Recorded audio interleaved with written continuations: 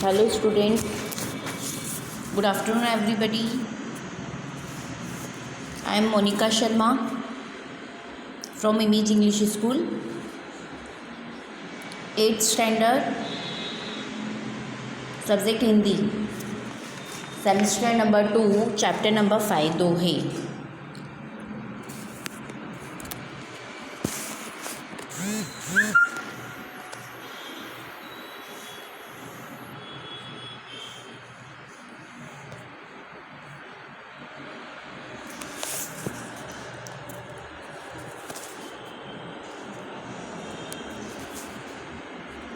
Chapter number 5 दोहे. इसके author हैं कबीर दास जी, रहीम दास जी और तुलसीदास जी. ओके, ये मैंने ये स्टैंडर्ड 7 में भी कबीर के दोहे, रहीम और तुलसीदास जी के दोहे मैंने आपको एक्सप्लेन किए थे लास्ट ईयर 7th स्टैंडर्ड में. इसके अलावा कुछ एक्स्ट्रा दोहे हैं जो कि इसी स्टैंडर्ड 8th स्टैंडर्ड में हैं. प्रस्तुत दोहों में कबीर, रहीम, तुलसी ने बहुत सारी जीवन उपयोगी बातें बताई है, जो कि जीवन में उपयोग में आती है जो चीज़ें, बहुत सारी बातें इन्होंने बताई है. प्रस्तुत दोहों में दान प्रियता, संतोष, समानता, अच्छी संगति की महत्ता, विनम्रता, परिश्रम, प्रेम और आदि जीवन मूल्यों को निर्देशित किया गया है. प्रस्तुत दोहों में क्या क्या है? इन तीनों में दान, मतलब जो हमको दान देने का हमारा नेचर होना चाहिए, दान प्रियता होनी चाहिए और हमारे मन को हमेशा संतोष रहना चाहिए, हमें हर चीज़ से संतोष मिलना चाहिए. संतोष के बारे में बताया गया है. समानता, हमें सब लोगों के बीच में समानता रखनी चाहिए, किसी से किसी तरह का कोई भेदभाव नहीं करना चाहिए और हमारी अच्छी संगति का हमको समझ में आना चाहिए और उस चीज़ को इम्पोर्टेंस देनी चाहिए. वह बहुत हमारे लिए महत्वपूर्ण है कि हम किस संगति में रहते हैं, हमारे आसपास के लोग, हमारे साथ रहने वाले, हमारे संग रहने वाले लोग कैसे हैं, वह हमारे जीवन में बहुत ही महत्वपूर्ण है. हमारे व्यवहार में विनम्रता होनी चाहिए और हमारा व्यवहार कैसा होना चाहिए? परिश्रमी, क्योंकि परिश्रम के बिना तो किसी का जीवन सफल ही नहीं होता है. हर एक व्यक्ति को किसी न किसी तरह से परिश्रम करना ही पड़ता है और हमारा प्रेमी का व्यवहार भी होना चाहिए. हम सबसे प्रेम करें, प्यार करें, सबका आदर सम्मान करें. इन सभी चीज़ों से जीवन मूल्यों को निर्देशित किया गया है. ये जो आप देख रहे हैं फर्स्ट पिक है, ये संत कबीरदास जी की है. ये संत कबीरदास जी है और ये तुलसीदास जी हैं. ओके, इस साइड रहीम जी है. रहीम हालांकि मुसलमान है ये, पर इन्होंने हिंदुओं के लिए हिंदुओं की एकता पर काफ़ी बल दिया और सबको समान भाव से रखा है.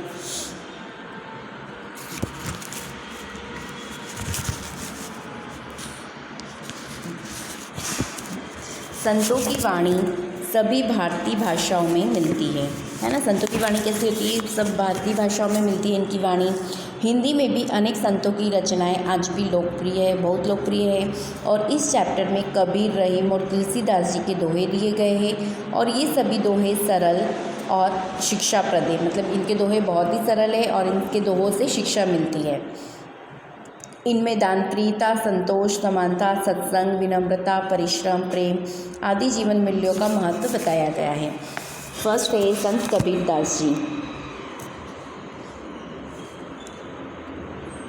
संत कबीर 15वीं शताब्दी के कवि है.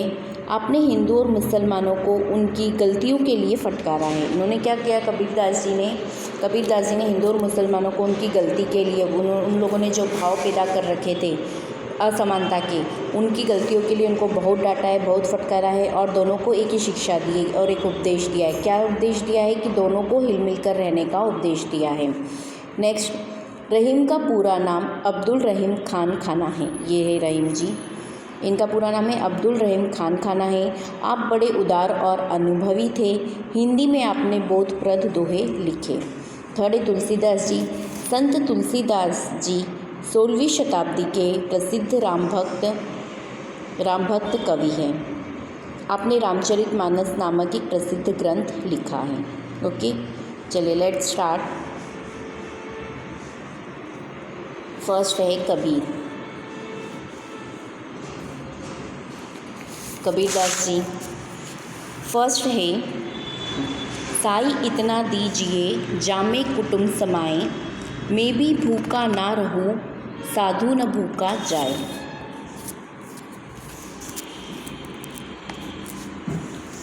रहीमदास जी क्या कहते हैं, कबीरदास जी क्या कहते हैं, साई इतना दीजिए, साई मतलब भगवान, इतना दीजिए जामे कुटुम्ब समाए, जामे मतलब जिसमें, कुटुम्ब मतलब हमारा परिवार समाए। हे भगवान मुझे इतना दीजिए जिससे मैं मेरे परिवार का भरण पोषण, लालन पोषण, खाना पीना, उनका रहन सहन सब कुछ कर सकूं और मैं भी भूखा ना रहूं और मेरे घर में कोई साधु भूखा या फ़कीर या जो भी मेहमान आए वो भी कोई भी भूखा ना मतलब ना जाए, बस मुझे इतना ही चाहिए। कबीरदास जी क्या कहते हैं, हे प्रभु मुझे बस आप इतना ही अन्न और धन दीजिए जिससे मेरे परिवार का निर्वाह हो जाए, न मैं भूखा रहूं और न कोई साधु फ़कीर मेरे दरवाजे से भूखा लौटे।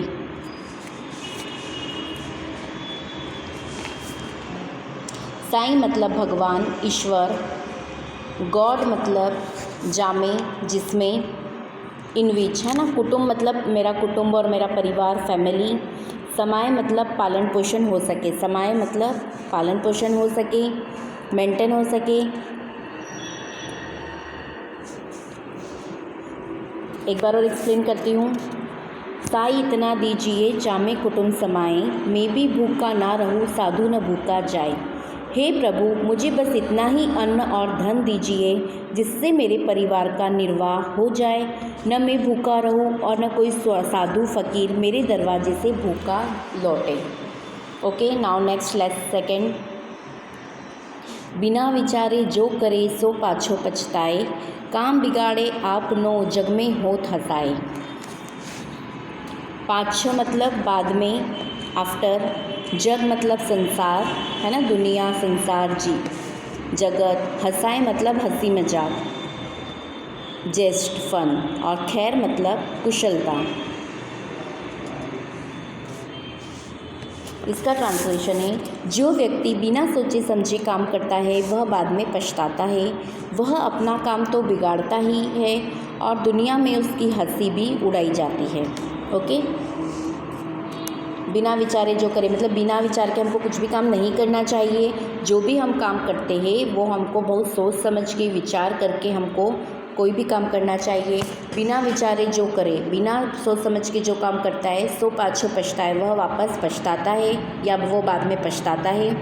काम बिगाड़े आप नो जग में होत हसाए, और वह क्या करता है, अपना काम तो वो बिगाड़ता ही है और दुनिया वाले उसकी हंसी भी उड़ाते हैं, है ना।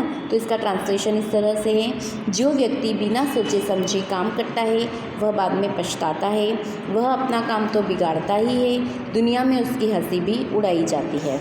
नेक्स्ट है थर्ड नंबर, कबीरा खड़ा बाजार में मांगे सबकी खैर, ना कहूँ से दोस्ती ना कहूँ से बेर। खैर मतलब कुशलता, है ना। अपन किसी की पूछते ना कि आप कैसे हो, क्या खैर खबर है ना, किसी के हालात पूछना, किसी की कंडीशन पूछना कि आप कैसे हैं। खैर खबर मतलब कुशलता, हैप्पीनेस, वेलबींग। बेर मतलब दुश्मनी, बेर मतलब दुश्मनी, शत्रुता, एनिमिटी। ओके, इसका एक्सप्लेनेशन है, कबीर कहते हैं कि बाज़ार में सबके सामने खड़ा होकर भगवान से सबकी कुशलता मांगता हूँ, सबकी भलाई के लिए प्रार्थना करता हूँ। मेरी न किसी से दोस्ती है और ना ही किसी से दुश्मनी है। ठीक है, कबीर जी ऐसा बोलते हैं। क्या बोलते हैं, वापस एक्सप्लेन कर रही हूँ। कबीरा खड़ा बाजार में मांगे सबकी खैर, कबीर भगवान ऐसा कहते हैं कि मैं बाजार में खड़ा होके सबकी खैर मतलब सबकी कुशलता मतलब सबकी खुशी मांगता हूँ। मेरा इस संसार में ना ही कोई दोस्त है, ना हूँ काहू से दोस्ती, ना ही मेरी किसी से दोस्ती है और ना हूँ काही से बेर मतलब दुश्मनी। मेरी ना ही किसी से दोस्ती है और ना ही मेरी किसी से दुश्मनी है। मेरे लिए सब लोग एक समान हैं, इसलिए मैं सबकी खैर कुशलता भगवान से मांगता हूँ। नेक्स्ट है रहीम के दोहे।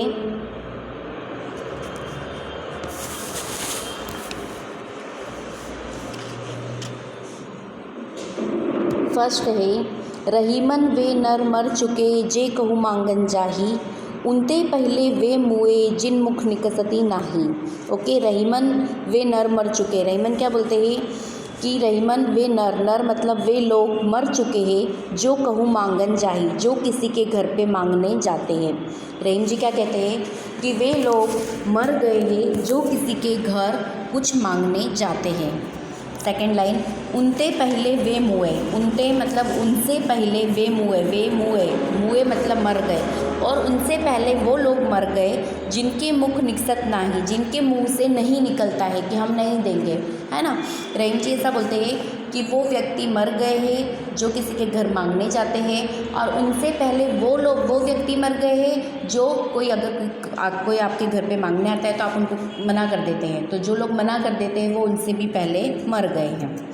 एक बार और अच्छे से एक्सप्लेन कर देती हूँ। रहीम जी कहते हैं कि वे मनुष्य मरे हुए हैं जो कहीं दूसरों के पास कुछ मांगने जाते हैं, परंतु उनसे पहले वे लोग मर चुके हैं जो मांगने वालों को देने से इनकार करते हैं या देने से मना करते हैं। ओके, आप मुझे होमवर्क में रहीम का पहला जो दोहा है वो आप मुझे बोल के बताएंगे। होमवर्क में वॉइस मैसेज करेंगे वो बोल के, और उसका एक्सप्लेनेशन भी आप मुझे एक्सप्लेन करेंगे। ओके, रहीमन वे नर मर चुके जे कहूँ मांगन जाही, उनते पहले वे मुए जिन मुख निविकसत नाही। आपको ये मुझे प्रोनाउंस करके रीड करके बताना है और इसका एक्सप्लेनेशन भी देना है। मैं एक बार और एक्सप्लेन करती हूँ। रहीम जी कहते हैं कि वे मनुष्य मरे हुए हैं जो कहीं किसी दूसरों के पास कुछ मांगने जाते हैं, और उनसे पहले, परंतु उनसे पहले वे लोग मर चुके हैं जो मांगने वालों को देने से इनकार करते हैं या मना करते हैं। Okay, now next second number, जो रहीम उत्तम प्रकृति का करी सकत कुसंग, चंदन विष व्यापत नहीं लिपटे रहत भुजंग।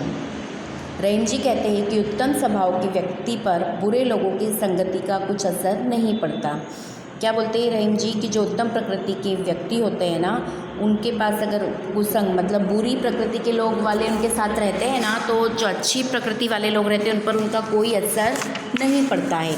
जो अच्छी प्रकृति वाले वो लोग हैं वो तो अच्छे ही रहेंगे चाहे उनकी संगति बेकार हो। चंदन विष व्यापत नहीं लिपटे रहत भुजंग।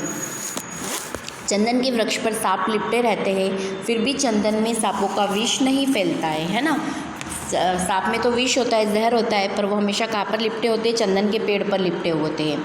तो चंदन का पेड़ तो कैसा है? पवित्र है, और सांप जो होते हैं उनमें विष होता है, वो तो हमेशा चंदन के पेड़ पे ही लिपटा रहता है। पर सांप के लिपटे रहने पे भी जो चंदन का पेड़ है वो अपनी अच्छाई नहीं खोता है, वो तो पवित्र ही रहता है, और उस चंदन के पेड़ पर सांप के विष का कोई असर नहीं होता है। उसी तरह रहीम जी हमको यही समझाना चाहते हैं कि जो व्यक्ति उत्तम प्रकृति का मतलब अच्छे स्वभाव वाला जो व्यक्ति है, तो अगर वो किसी बुरे व्यक्ति के साथ भी रहता है तो उस पर उस बुरे व्यक्ति का कोई असर नहीं होना चाहिए। उसकी प्रकृति अच्छी है, उसका स्वभाव अच्छा ही है, तो वह स्वभाव उसका अच्छा ही रहेगा। रहीम जी कहते हैं कि उत्तम स्वभाव के व्यक्ति पर बुरे लोगों की संगति का बुरा असर नहीं पड़ता। उसी चंदन के वृक्ष पर सांप लिपटे रहते हैं, फिर भी चंदन में सांपों का विष नहीं फैलता है। Okay, clear. नाउ थर्ड, बड़े बड़ाई ना करे बड़े न बोले बोल, रहीमन हीरा कब कहे लाख टका मेरो मोल। रहीम जी कहते हैं कि बड़े लोग कभी भी अपने मुख से अपनी प्रशंसा नहीं करते हैं। बड़े लोग मतलब जो एज में बड़े होते हैं वो नहीं, बड़े लोग वो जो समझदार होते हैं, जिनका व्यवहार अच्छा होता है, जिनकी प्रकृति उत्तम होती है, उन लोगों को यहाँ पे रहीम जी ने बड़ा बताया है ना। जो समझदार व्यक्ति होते हैं उन व्यक्तियों को बड़ा बताया है। तो रहीम जी कहते हैं कि बड़े लोग कभी भी अपने मुख से अपनी प्रशंसा नहीं करते हैं। जो सचमुच बड़ा है वह कभी बड़े बोल नहीं बोलता है, बड़ी बड़ी बातें नहीं करता है। हीरा कभी नहीं कहता कि उसका मूल्य लाख रुपए है ना। जो अच्छे व्यक्ति वो कभी भी अपनी प्रशंसा नहीं करेंगे, अपनी बड़ाई नहीं बताएंगे कि मैं ऐसा हूँ मैं वैसा हूँ, है ना। उनका कामों से उनकी बातों से सबको उनके व्यवहार का पता चल ही जाता है। तो वो जो बड़े लोग होते हैं, जो समझदार होते हैं, वो कभी भी अपनी खुद की प्रशंसा अपने मुख से नहीं करते हैं। और जो सचमुच बड़े होते हैं वो कभी भी बड़े बड़े बोलते हैं कि मैं ऐसा कर लूँगा वैसा कर लूँगा। जो बड़े लोग और समझदार होते हैं ना, वो लोग सिर्फ काम करके दिखाने में ही अपनी समझदारी समझते हैं, बोलने में अपनी समझदारी नहीं समझते कि मैं ऐसा कर लूँगा मैं वैसा कर लूँगा। तो जो सचमुच बड़ा है वह कभी बड़े बोल नहीं बोलता, बड़ी बड़ी बातें नहीं करता है। और हीरा कभी नहीं कहता है कि मेरा मूल्य लाख रुपए का है, मैं इतना महंगा हूँ। तो जो समझदार इंसान होते हैं वो कभी भी अपनी वैल्यू बताते नहीं हैं कि मैं इतना समझदार हूँ, है ना। इसी तरह से बड़े बड़ाई ना करे, बड़े न बोले बोल, रहीमन हीरा कब कहे लाख टका मेरो मोल। रहीम जी कहते हैं कि बड़े लोग कभी अपने मुख से अपनी प्रशंसा नहीं करते, जो सचमुच बड़ा है वह कभी बड़े बोल नहीं बोलता, बड़ी बड़ी बातें नहीं करता, हीरा कभी नहीं कहता कि उसका मूल्य लाख रुपए का है। Okay, complete this now. Next है तुलसीदास जी। तुलसीदास जी के यहाँ दो दोहे दिए हुए हैं। आवत ही हृषे नहीं, नैनन नहीं सने, तुलसी वहाँ न जाइए, कंचन बरसे मेघ। आवत मतलब आने पर, है ना, किसी के आने पर। आवत मीन्स आने पर। ही मतलब हृदय, हार्ट। हर्षे, हर्षे मीन्स प्रसन्न होना, टू बी डिलाइटेड। नैनन मतलब नयन, नेत्र, आँखें, चक्षु, लोचन, आइस। स्नेह मतलब स्नेह से, प्रेम से। तहाँ मतलब वहाँ। कंचन मतलब सोना, गोल्ड मतलब सोना, गोल्ड। मेघ मतलब मेघ, बादल।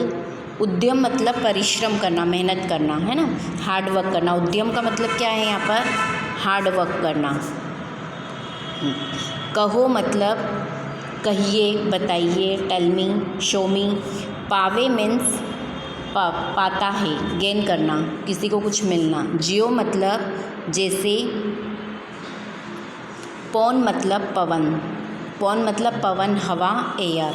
ठीक है, अब मैं दोनों एक्सप्लेन कर देती हूँ आपको।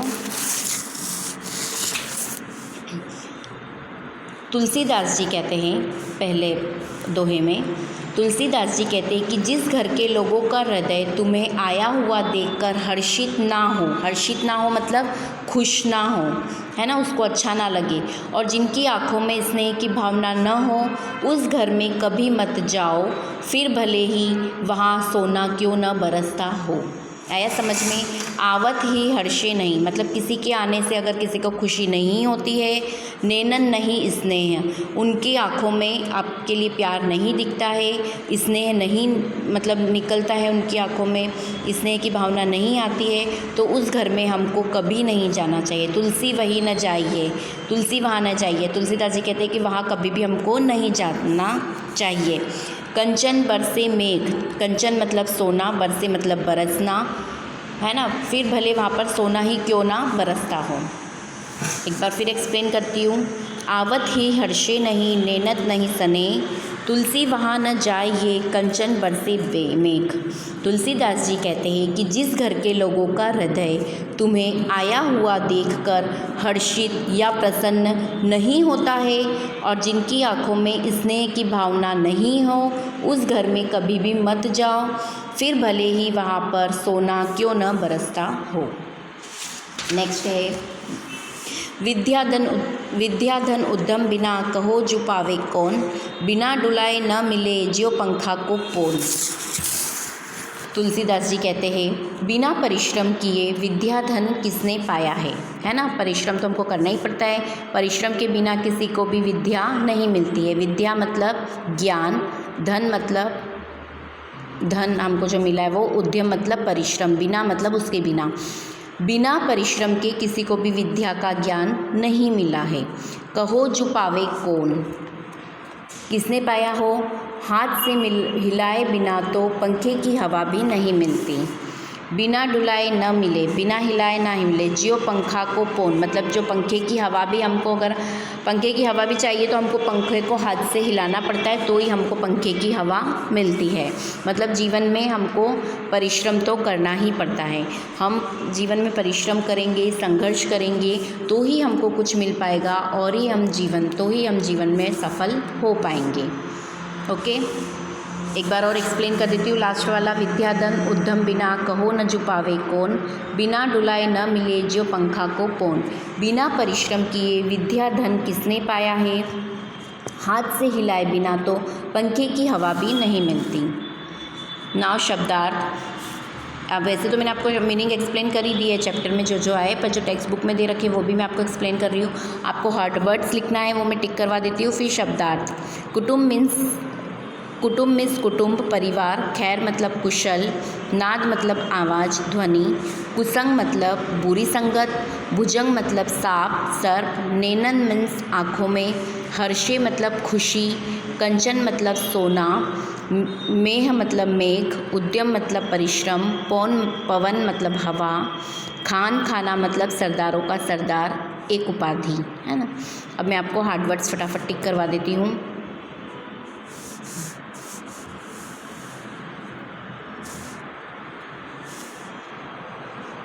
इसमें तो ज़्यादा है ही नहीं।